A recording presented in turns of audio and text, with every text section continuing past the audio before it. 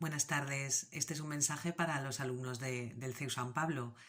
Mirad, estos días vuestros profesores os han hecho llegar una iniciativa solidaria que era el realizar cartas para personas que no conocéis. Esta iniciativa partió de unos médicos de Madrid que estaban muy preocupados por la situación de sus pacientes, que por el aislamiento, a pesar de su enfermedad, tienen que pasar mucho tiempo solos. Imaginaos lo duro que es eso.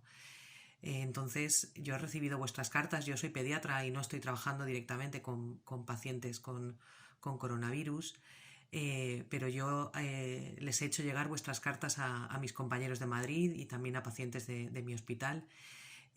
Así que todas llegarán a buen puerto y que sepáis que cada una de vuestras cartas va a ayudar a una persona que lo está pasando mal. Así que muchas gracias, chicos, a todos, y que sigáis siendo siempre tan solidarios.